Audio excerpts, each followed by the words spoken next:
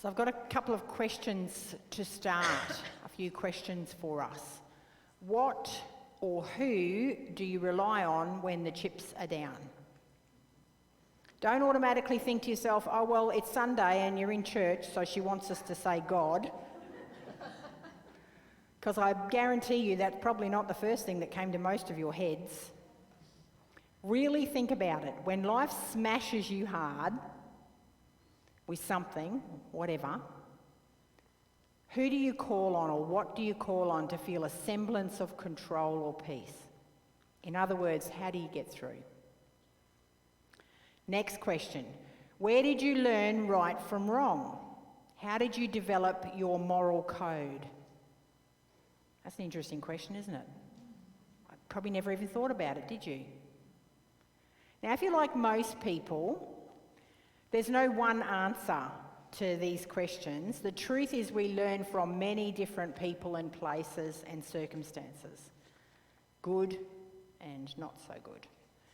And we learn how we cope when life throws us curveballs, and we learn that any given circumstance has the propensity to help us to grow and to become something better or something more, and that somewhere in there we have a choice to be transformed. Third question, so what? Can you click it again? Yeah. So what? These questions really need you to try and explore all the readings for this week. Occasionally, the lectionary, in my opinion, gets it right and all the readings dovetail into each other. And to the point where I could have done lots of sermons on all of the readings and anyway, so I didn't. You'll be happy to know. But in particular, yeah, thanks Doug. In particular, I want you to have a look at the Proverbs and James reading in relation to the gospel. So that's kind of where these questions are born from. Can we go to the next slide? And I'll bring you the questions back up in a minute. So I encourage you to reread all the readings while asking yourself some of those questions and finishing with the question, so what? So read the Proverbs and the James reading and even the Psalm, which we took the sentence from today, and then read the Gospel and ask, so what? What is the Gospel asking us to do in reflection to these other readings? Which path are we being encouraged to take? The one that we always do, that's worn and well-known and comfortable, or one of the others where we can't see the end? The gospel asks us to take all that we know, as well as all of our preconceptions, and reframe them or rephrase them within our lives. The gospel always asks us to do that. So today I'm going to concentrate on the gospel reading in that framework. Mark today stirs up questions as well as, like these ones that I've just asked, but as well as where and what is the good news in 2021? If you say, so what, where is the good news in 2021? And from whom is the good news proclaimed, and to whom is it offered? Today, Mark has Jesus moving and hiding in a foreign country. Jesus has crossed the border into Gentile country and is trying to not be noticed unsuccessfully. He and the disciples are not only out of their country, but they're out of their comfort zone. They took the road perhaps less travelled. And Jesus wants peace. He wants anonymity. Don't tell him I'm here. He's really trying to not be noticed, which turns out to be impossible. My guess is he's bone-tired and weary, and he needs a retreat. And for whatever reason, that's not happening. It's important to note the context of today's episode of ministry given in Mark's Gospel, where it sits and how it transforms or causes us to swing off onto a different path. The passages before today's reading in Mark's Gospel has Jesus declaring purity or cleanliness laws to the Pharisees and making them null and void. He says it's not what goes into your mouth that defiles, it's what comes out. In other words, eating meat from a cloven hoof animal won't defile you, but being cruel or mean or indifferent or arrogant or judgmental will. I think generally in 2021 we would agree with Jesus' sentiment about clean and unclean being something that comes out of a person rather than something that goes in. But if all that's true, then why are Jesus' words to this woman mean? I don't know about you, but I've always felt taken aback by Jesus' harshness of tone in addressing this unnamed woman. And I can empathise with her need to seek healing for her child. But here's the thing. Although we profess Jesus to be fully human and equally fully divine, we often only see him as God, as the divine. We might even think as God, he's a bit of a divine magician rather than a fully human man. We omit his humanity in favour of his divinity because we know. 2,000 years has happened and we know. As a result, we are then confronted, or rather affronted, of Jesus' humanity in full flight with these words today. The words on his lips are rude. They were rude back then and they're still rude. They're dismissive and male and completely within the context of his life and status. But for us, they're a bit harder to hear. Why does Jesus respond to this woman's plea with "let the children be fed first"? I'm not taking their food and throwing it to you dogs. Perhaps we can understand a little more if we understand that Jesus is trying to escape for a bit. Remember, he's tired. He didn't want anyone to know he was there. He's trying to hide. He went to another country, for crying out loud, to hide. Perhaps he thought in a foreign country his anonymity would be guaranteed. How many times have you gone somewhere and thought, I'll never know anybody here, and somebody just steps in front of you and you go, oh. But then these thoughts are completely human. Remember, he's human, and we only see him as divine. So we excuse the tone of the reading, we sanitise it a bit. But I can empathise with the sentiment of needing to hide or having to postpone a retreat again for whatever reason. When I think like that Jesus has postponed life-giving time with God to continue to minister to those who come, then I can feel for him. Maybe instead of rude, he's just weary, mentally, physically, and spiritually.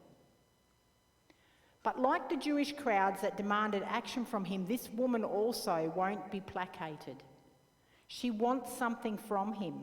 She wants her daughter healed, and she won't be fobbed off. In fact, if we put ourselves in her position for a minute, as we've just done with this human Jesus, we would note that she too is exhausted. Imagine living with a child with a disruptive mental disability. It would be physically, emotionally, and spiritually draining. She would struggle exponentially more than Jesus does because she's female and therefore undeserving by nature of her gender in a male-dominated world. And her daughter is female. She is a mother on the edge. She has nothing to lose. She needs her child to be well so that life can be normal. Knowing and feeling this means we're pulled up short by Jesus' words. Where is his compassion? Now, some of you may not agree with my analogy, and that's okay. For centuries, scholars don't agree with me either, and they've tried to explain away Jesus' words to this woman. They've tried to sanitise them, make them more palatable. They say Jesus is testing her faith, and maybe he is. Or he's using it as a teaching exercise for his disciples, and maybe he is. Or he's not fully come into his ministry yet, He just hasn't turned it around, or he meant to. But truthfully, the people hearing this story originally would have not taken any offence at anything he said. The way Jesus behaves and reacts is completely in line with who he is as a man, an educated man at that, and a rabbi of status. Back in his day, women were forbidden from approaching men, especially strange men. They weren't allowed to speak to any man other than a family member unless a man speaks to them first. And women were ritually unclean always. That's why they weren't allowed on the synagogue floor. Women were considered property, not people. As well as that, she's a Gentile. And to the Jews, all Gentiles are unclean. No rabbi alive would have spoken to her, full stop. They would have just walked past her. But Jesus does speak to her, even if he calls her a dog, a common euphemism for Gentiles. And she knows her status. She doesn't question him. She doesn't say, "Oh no, I'm not a dog." True to her station, status and ethnicity, she accepts his evaluation of her as being a dog, and she launches from there. And she flips his words on their head and she says, "Yes, sir." She's respectful, more than Jesus. "Yes, sir, but even the dogs get the benefit of the crumbs incidentally." I can actually physically see Jesus' expression change as he's hit by her words and the realisation that she's got a point, a really good point, and changes his mind and is transformed by her. All of this kind of had me wondering, why did Mark keep this story in the gospel? Especially as it portrays Jesus in such a poor light. I think it's because it's transformative. The turning point or transition point or crossroads, if you like, for Jesus. She does exactly what he himself is famous for. She accepts his response, flips it on its head and offers a new perspective, and then waits for the truth of it to dawn. Ever said that? Stood in front of someone and dropped true words, and all of a sudden they dawn on the person in front of you? Jesus accepts her instruction, this female unclean outsider who challenges him. He allows her to school him in his own good news. She succeeds in deconstructing his bias and entitlement and crosses the line he has drawn in the sand between them and demands his attention. So he grants her request, simply. He doesn't even need to see the child. He just heals her remotely. "Your child is well. All you ask for is done." Maybe this was his thank you. I like to think that he also said thank you to her. "Thank you for opening my eyes. Thank you for helping me to see." I can almost see him bow in deference to her. I can see the moment he changes his mind, changes direction, changes tack, when the light bulb flicks on. And that's where I see God in the mix of his humanity, being willing to be transformed. History was changed from that point. When Jesus grants her request, he allows himself to be transformed, and that transformation carries forward into the rest of his ministry. The woman's faith and persistence teach Jesus that his mission is much bigger than he first imagined to just the children of Jerusalem. He sees through her eyes that God's love and mercy transcends all the constructed human boundaries. Some of us draw lines between ourselves of those we consider other. We sometimes place limits on what we can do or who we can help because of these boundaries, these lines in the sand. We only recognise how different we are instead of how similar. Fearfully, we refuse to learn the other's story or draw correlations to our own, Because what would that mean? We constantly make unconscious comparisons and judgments every minute of every day according to our own moral code or sense of what's right, which we don't even realise where we learned it from. And up until Jesus said something, everybody just knew